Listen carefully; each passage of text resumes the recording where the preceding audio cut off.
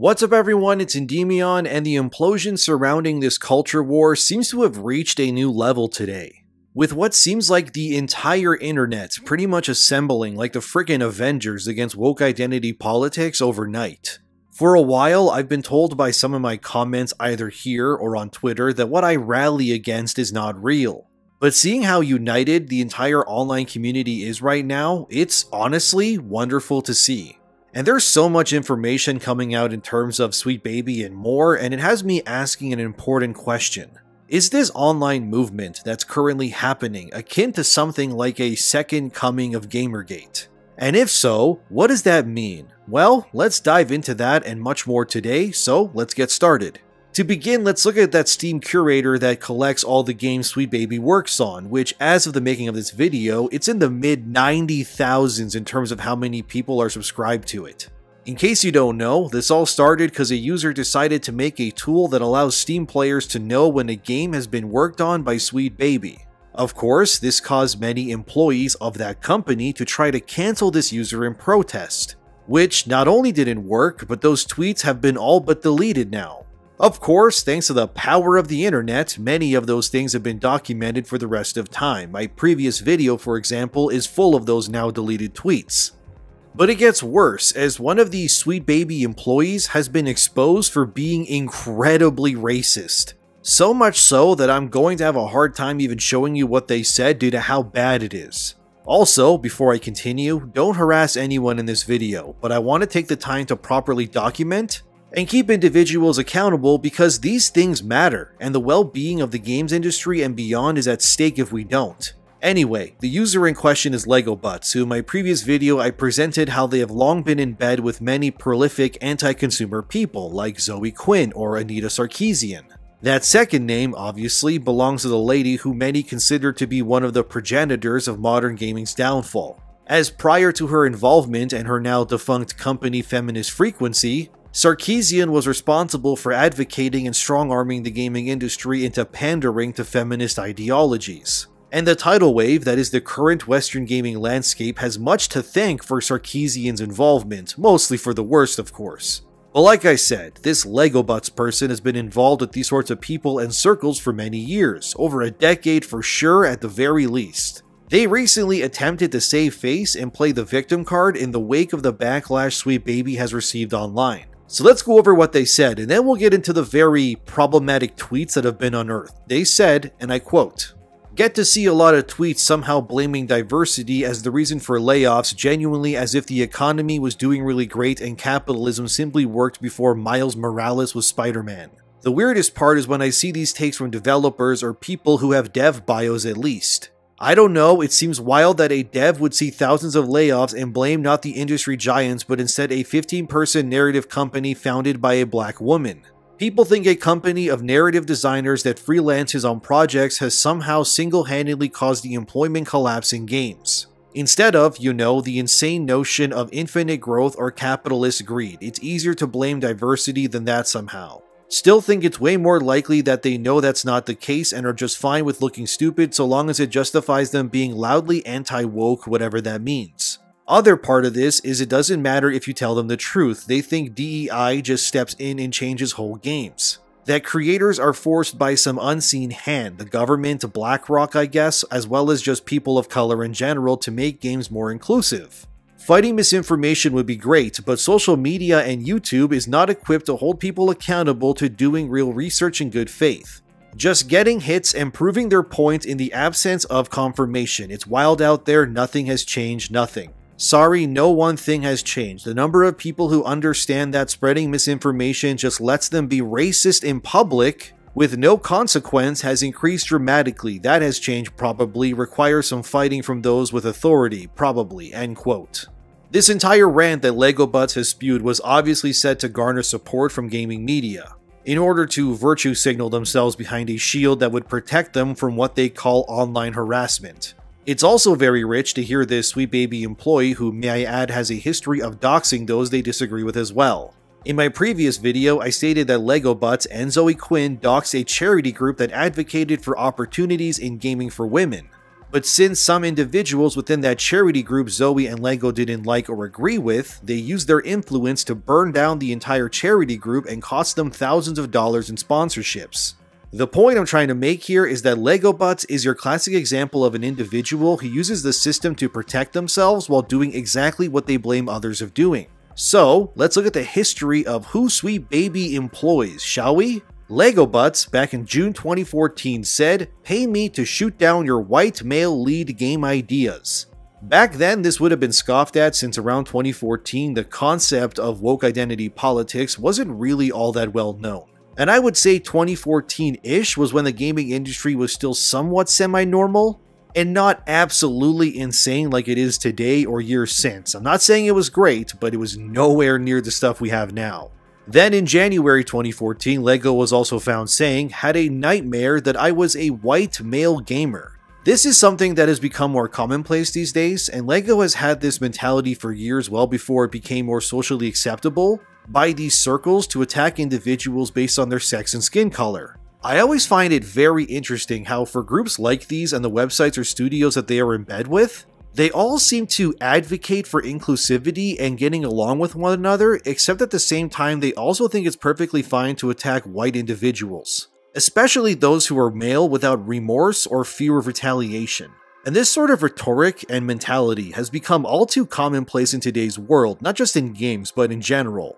It's basically cool now to hate white people, I guess, which I think is gross. I wouldn't say any player, regardless of skin tone, is somehow lesser than another one, and I think sorting players based on their skin color to be very weird and racist myself. Whenever someone identifies themselves as insert color here gamer, it's already a red flag, cause nobody cares if you're a white, black, or Asian player. You are like anyone else who plays games, you're a person who enjoys video games. We don't care what color you are or your sex, but these circles are clearly obsessed with it, because the identification of their skin color or sexuality gives them some sort of hierarchy of power over others. And it's pathetic when I see game developers or writers who are clearly white themselves agreeing with these hateful individuals like LEGO. It's pathetic, and I don't care who or what you are, you should never have to apologize or think you're less because of the color of your skin. I thought that's something we could all agree on, but apparently, at Sweet Baby anyway, the color of your skin is akin to having to wear different colored badges on your uniform so everyone knows what rank you are. It's really bizarre. LEGO also back in 2019 just weirdly tweeted this. "I just had a thought about trying this again with a photo of a young white person about to be ripped open. But I'm betting folks would immediately flag it as traumatic, and I'm guessing the image would get taken down before responses accumulated." This one was really weird since it's LEGO Butts essentially saying they want to share photos of body disfigurement. But again, make sure to hone in and say they specifically enjoy photos of white individuals being harmed. As if anything else I just said wasn't already a red flag, it somehow keeps getting worse, since there has now been more tweets unearthed from this person that are just awful. And I'll have a very hard time even saying what's involved here due to YouTube policies, but I'll try my best. For example, this tweet in 2012 where LEGO Butts advocated to abort Jewish people in general, which is like, have they learned anything about history and the Holocaust? Is that not anti-Semitic and very weird to just openly say you want that to happen to people? It then gets worse somehow, like this one where they say the N-word, which I won't say obviously, and then LEGO Butts says that word is just like saying white girl. Again, excuse me, what? So I guess they're saying calling someone a white girl is some sort of accepted slang and is equivalent to the N-word. Are you seeing what I'm seeing? How is this person employed at these places for so long spewing stuff like this? Then LEGO Butts was also documented calling other people the F-word when referring to gay people. Again, you know the one, I can't say it on YouTube, but you know. But as you can see, LEGO Butts, who, might I remind you, works at Sweet Baby and is backed by them, has a history of not only doxing, but spewing hateful racist comments at pretty much everyone. And it's extra interesting because if we circle back to what LEGO Butts said just recently regarding the backlash towards Sweet Baby, they said in their own words, "Sorry, no one thing has changed. The number of people who understand that spreading misinformation just lets them be racist in public with no consequence has increased dramatically." Very interesting that an individual has been caught multiple times racially profiling people based on things they can't change, and has used racist terms towards different groups like Jewish people or black people, now think it's bad that people who spew racist terminology in public these days without consequence is bad. Yet clearly this person is the most racist of anyone they're accusing themselves. And they not only are willing and able to attack white individuals, without consequence mind you, but also other groups like Jewish people and more. This is what I've been saying for a long time now. These self-proclaimed virtuous individuals are always the most racist people themselves. It's like, without fail, they manage to undermine their own messages and ensure that they are the worse than the people who push back against them. Because as we all know, it has become commonplace for many gaming websites or users like this to feel comfortable in their bigotry, because they have the monolith of corporations behind them rallying their cause and making them believe that their racism is somehow of a higher level. And therefore, when they are racist, it is because it is somehow deserving compared to regular levels of racism apparently. None of this is okay, and it's gross that Sweet Baby employs such a horrible individual in their ranks. And the fact we all know, even if these tweets are unearthed, that Sweet Baby's higher-ups will still do nothing in return. Lego Butts will likely still stay employed there regardless, which just further confirms that this sort of hateful ideological stances are not only enforced by Sweet Baby, but encouraged. Because let's be real, if any studio or publisher found one of their employees unironically being anti-Semitic or racist towards black people or something, it would easily be grounds for termination. But not at Sweet Baby it seems, but it somehow gets even worse still. Then of course there was this other excerpt unearthed by Manga Lawyer over on Twitter, where during a discussion among Sweet Baby employees they say the quiet parts out loud as they explain how they tackle game narratives, so let's read that now. We have to look at story and narrative as one of the things that we can innovate on. Like when you bring someone in from a different culture, from a different background, from a different gender, they're going to create something that we haven't seen before. The way that we look at demographics is that we go, okay, the majority of our player base is, let's say, a white male, so we're going to make stuff for white males. But if you make something from the perspective of an Asian trans woman and it's really strong, then it will work for people. People crave new stories. If you want to innovate, even to stay current, it's not about graphics, it's not about hardware, it's about opening up new perspectives for people. So I explain it as it's important to game development to diversify. It's not just part of advocacy or activism, it's going to make your games better. Also, of course, gamers are mostly white guys. You're making games for white guys. Try making games for somebody else. Maybe they'll show up. This entire segment is moronic and insane, and I can feel my brain cells calling for an Uber to leave my skull as I was reading it. The fact these people believe, unironically, that games before were made for only white men is crazy. Because already from the get-go, the existence of games made in, say, Japan or Korea, which are huge with not only white male gamers as they say, but of many other types of people too, already untangles this argument. Then saying that if you make a game about an Asian trans woman, this somehow will mean the story or product will be great simply because it is about someone who checks multiple boxes. To be honest with you guys, Sweet Baby genuinely feels like they have it all backwards. They say gaming is not about graphics or hardware, but new perspectives, but I disagree. All anyone wants is for video games to work properly at launch, be worth what they pay for, and be fun to play. The fact these people are so focused and hellbent on the perspective and identity part of the equation is cause for concern already. Making the main character an Asian trans woman doesn't immediately make the game better all of a sudden. What players really want is a game that doesn't shame them, and as Sweet Baby said themselves, if the majority of your player base is white men, then would it not be in your best interest to not make products that attack or belittle that demographic? But instead by making something everyone, regardless if they're white, male, or whatever, can enjoy? Stellar Blade is made by Korean people, for example, and is being made the way it is because the devs want to make a game about a sexy woman that fights stuff. The lack of political nonsense is actually what's making that game release so highly anticipated, and for good reason. And clearly, by looking at Stellar Blade, it doesn't star a straight white man, or any white people at all. Yet the game is still hotly anticipated regardless. Even the current banger of a release in 7 Rebirth has been resonating like crazy with players like myself. And I'm loving characters like Tifa, Aerith, and Barret a lot more than I did in the original game. Because Square Enix has given special care to ensure that every party member feels more alive, and I love it. I mean, I'm not an Asian woman like Tifa, or a 6'5" black guy with a machine gun arm like Barret, but I love their characters regardless.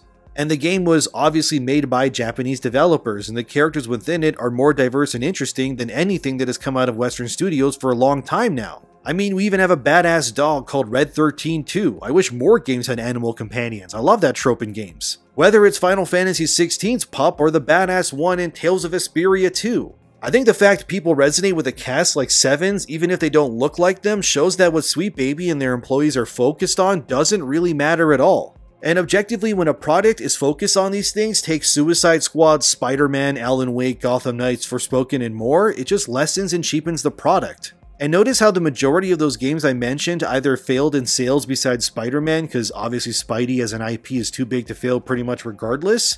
Everything Sweet Baby has touched has objectively been worse due to their involvement. Then of course we had another employee of the Baby speak out, this time with this user on Twitter. Again, don't harass them or anything, let's just dissect what they said, which is this. The cool thing about liking video games is that you can go play video games instead of joining a weird cult and being wrong about everything. This tweet is deliciously tone deaf since we know Grant here is trying to paint everyone who hates his employer of Sweet Baby as being in a weird cult that is wrong about everything in their opinion. When you could easily just say what Grant described just now is literally what his employer is to a T. It's a bunch of hateful individuals who are wrong about everything that act like they're in a cult themselves. And it's especially tone deaf to imply that Sweet Baby is somehow morally right in their crusade here. Since again, pretty much every game they've worked on have mostly failed at this point, besides Spider-Man or God of War Ragnarok, which again were too big to fail anyway. But at this point, as a game studio or publisher, you really do need to ask yourself if aligning yourself with the Baby is worth a fallout. Like, it's sobering to know that we've already found out that one future game at least will be marked with the taint of the Sweet Baby. That game, of course, is the new Fable game on Xbox, which has been made fun of for a long time now due to their weird-looking main character. Everything about the Fable trailer, which I can't show by the way, because I remember last time I tried to use footage from that trailer, my video got copyright claimed, so I ain't doing that again. But anyway, that trailer is like the quintessential Sweet Baby product. Ugly protagonist, complete lack of social awareness as to what players want, and looks like a product that nobody would want even for free. Honestly, if companies work with Sweet Baby now, they're just shooting themselves in the foot at this point. Which brings up the question I asked in the beginning, is this backlash against Sweet Baby akin to a new level of Gamergate, and is that a bad thing? Of course, if you go on Wikipedia or something and look up Gamergate, they'll say it was a right-wing movement that looked to destroy women within the gaming space or minorities or something. But really, I think now, especially years removed from it, Gamergate, or whatever you want to call it, proved that when that moment happened, it actually should have been pushed harder. Because due to not protecting gaming enough, we have ended up with the slop that we have today. And maybe if that movement had better direction, the existence of a Sweet Baby-like company would have never have materialized. And the leniency of the audience has led to the gaming industry becoming overly saturated and bogged down by these political activist morons across the board. I don't look at what the Gamergate movement was as some right-wing hateful campaign. I'm sure parts of it were, as like any other political movement regardless of history or side. These things will be used by hateful individuals, but I don't think the majority of people who stood by the idea of protecting gaming was for a harmful reason. And I truly think the majority of people just simply wanted to protect their hobby from getting worse and being turned into something that they would no longer resemble. And I think more than ever before, it's proof that in the years since 2014 or 2015, where the whole Gamergate thing was prominent, maybe it is making a resurgence in some ways. But like I said before, I don't think the majority of the people pushing back against identity politics or companies like Sweet Baby are to any degree hateful or bigoted themselves. But the landscape of today proves that when you give activists an inch, they'll take everything without remorse. And then that begs the question of when is enough finally enough? I mean, they destroyed the Arkham universe, they killed the Gotham Knights universe before it even began. They wounded the Insomniac Marvel universe already, and they left their stain upon God of War and many others. Even Mortal Kombat 1 was a customer of the Sweet Baby weirdos, and I hated Mortal Kombat 1 story when it came out. And before you say it was cause of Sweet Baby's involvement, in all honesty, I didn't even know they were involved with that game at all. All I knew was, as I played it, Mortal Kombat 1 felt less like a Mortal Kombat story, and it felt like a bad Marvel movie with cringe dialogue and nonsense plot details that wasted its characters and lore. Then finding out that MK1 was involved with Sweet Baby recontextualized the entire experience. And I realized that's likely why the story was so terrible and the characters felt like bizarro versions of themselves. And the entire plot felt more like a parody of Mortal Kombat than anything else. When we look back to just a single month after MK1's release, on Steam anyway, MK11 had more players than MK1 with it being just a month old at the time. Like, look at these numbers. Here's MK11's player count in October 2023. And here's MK1's, which was again, only a month old at this point. And again, let me remind you that no one really knew of Sweet Baby's involvement with MK1 at the time, or frankly knew that they existed at all. So this was the response of the player base with no context or reason to believe that anything was different design or writing wise between 11 or 1. So this response to player numbers was just a natural response of rejection with no bias whatsoever. And it's clear, like I said, that every single game Sweet Baby is involved in has objectively made those projects even worse. Which leads me to finish this video asking a question of, where do we go from here? The Steam Curator tool is not going down likely ever, and at this point, what will the industry do in an era of mass layoffs and dwindling opportunities? The gaming industry needs to ensure what they're making is worth the time and money spent, and this will put many studios and publishers in a position where they have to really juggle between, do we make a good game with no identity politics, or do we risk losing everything in the name of virtue signaling? And is aligning your company and your future product with that of Sweet Baby or anyone like them going to be worth the mass exodus that'll come alongside it? Whether it's openly racist employees, a resurgence of what some call a new era of Gamergate, or the exposure of a monolith that has done nothing but ruin gaming for the worse, this year is shaping up to be very interesting indeed, my friends. But as always, thank you for watching, like, subscribe, and share the video if you enjoyed it. Thanks to my patrons, and have a wonderful day. Enjoy some video games, let's protect this hobby we all love so much, and I'll see you in the next one.